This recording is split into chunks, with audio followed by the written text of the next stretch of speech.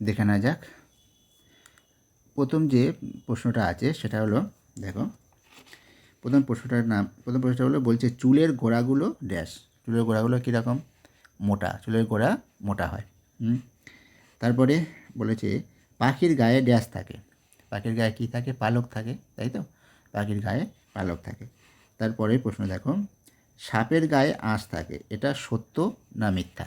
সাপের গায়ে আঁশ থাকে, এটা সত্য না মিথ্যা? দেখো এটা হবে সত্য। সাপের গায়ে যেটা থাকে সেটা হলো সত্য, ঠিক আছে? তারপরে আঁশ থাকে, সেটা সত্য।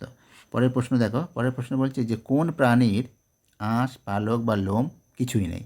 আঁশ নেই, পালক ও লোম কিছুই নেই, সেটা হলো কি? ব্যাঙের। ব্যাঙের আঁশ, পালক, লোম কিছুই থাকে না। পরের যে প্রশ্নটা দেখো,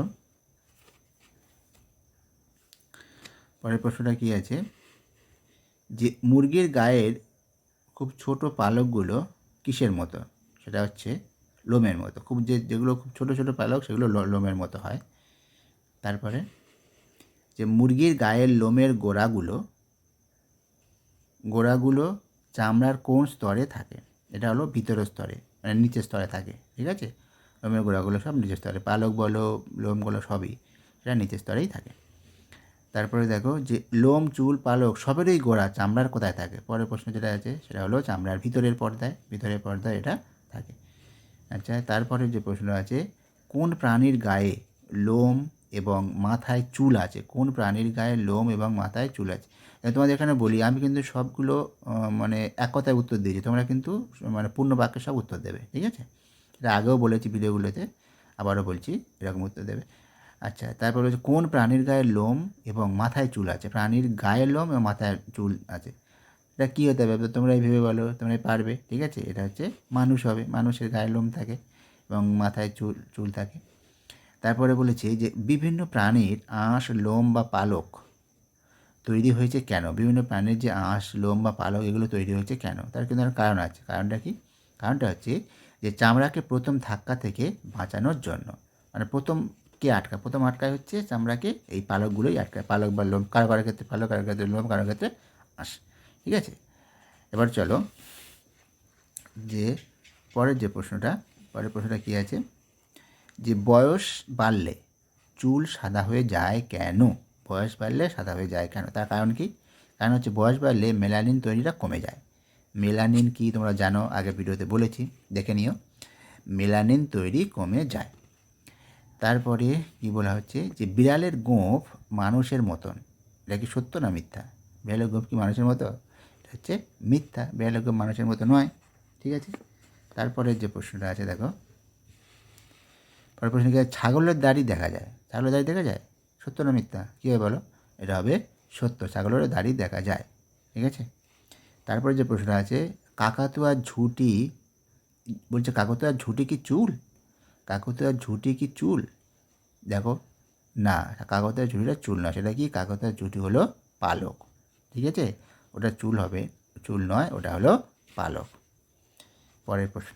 পরের প্রশ্নটা কী আছে, কোন পশুর মাথায় মানুষের মতো চুল আছে? কোন পশুর মাথায় মানুষের মতো চুল আছে? সেটা হলো কোনো পশুর মাথায় মানুষের মতো চুল নেই। উত্তরটা, প্রশ্নটা একটু অন্যরকম না? কোনো পশুর মাথায় কিন্তু মানুষের মতো চুল নেই। এবার হচ্ছে গন্ডারের খড়গ আসলে ড্যাশ। খড়গ আসলে কি? এটা আসলে দেখো জমাট বাঁধা চুল। চুল জমাট বেঁধে গন্ডারের খড়গ তৈরি হয়, ঠিক আছে? এটা কি বিশ্বাস হচ্ছে? বিশ্বাস না হলে এটাই সত্য। হ্যাঁ, গন্ডারের খড়গ আসলে জমাট বাঁধা চুল। তার এবার যে প্রশ্নটা, কোন প্রাণীর গা ভর্তি শক্ত খাড়া খাড়া লোম থাকে? খাড়া খাড়া লোম, সেটা হবে কি? সজারু। গা ভর্তি শক্ত খাড়া খাড়া লোম, ওগুলো হলো সজারুর লোম।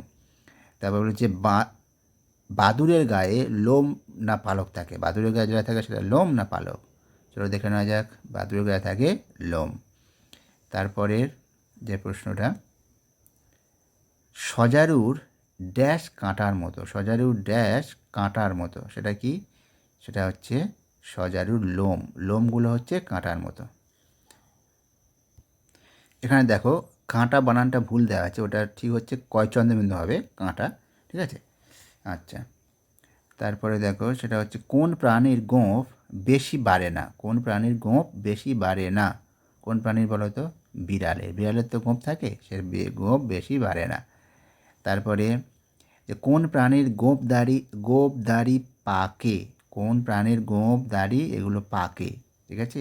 পাকে মানে কি, মানে বয়স হয়ে যায় গিয়ে সাদা হয়ে যায় আর কি, সেটা কোন প্রাণীর? মানুষে গোঁফ দাড়ি পাকে। তারপরে হচ্ছে ছাগলের দাড়ি বেশি বাড়ে না, সত্য না মিথ্যা? ছাগলের দাড়ি বেশি বাড়ে না, কী মনে হয়? এটা হবে সত্য, বেশি বাড়ে না। তারপরে হচ্ছে সজারুর লোম খুব ড্যাশ আর ড্যাশ হয়, সেই লোম খুব শক্ত আর সূচালো হয়। তোমরা এই শূন্যস্থান পূরণ যে প্রশ্নগুলো সেগুলো কীভাবে লিখবে? শূন্যস্থানের জায়গায় উত্তরটা লিখে তার তলায় একটা আন্ডারলাইন করবে, ঠিক আছে? আমি শুধু এখানে উত্তরগুলো লিখে দিয়েছি ঠিকই, কিন্তু এরকমভাবে লিখবে, এরকম সজারুর লোম খুব, তারপর শক্ত লিখে আন্ডারলাইন করে, আর তারপরে সূচালো লিখে আন্ডারলাইন করে হয়, এইরকম লিখবে, ঠিক আছে? আচ্ছা, তারপরে বলেছে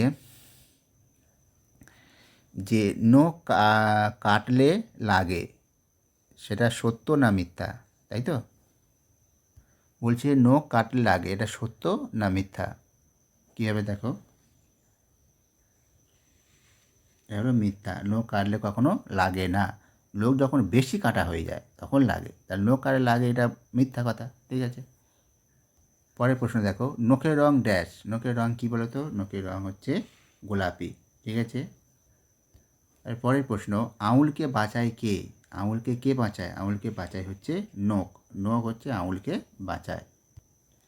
পরের প্রশ্ন দেখো, নখ না থাকলে কি অসুবিধা হতো? নখ না থাকলে ছোট জিনিস ধরা যেত না, এটা লিখব, নখ না থাকলে ছোট জিনিস ধরা যেত না। আচ্ছা, তারপরে কী বলেছে, নখের গোড়ায় কি হলে পুঁজ হয়? নখের গোড়ায় কি হলে পুঁজ হয়? দেখো উত্তরটা কী হবে, নখের গোড়ায় যদি নোংরা জমে তাহলে সেটা পেকে গিয়ে পুঁজ হয়, তাই বলেছে নখের গোড়ায় নোংরা জমে পেকে গেলে পুঁজ হয়, ঠিক আছে? তারপরে যেটা বলেছে, নখের নিচে কি থাকে? নখের নিচে কি থাকে?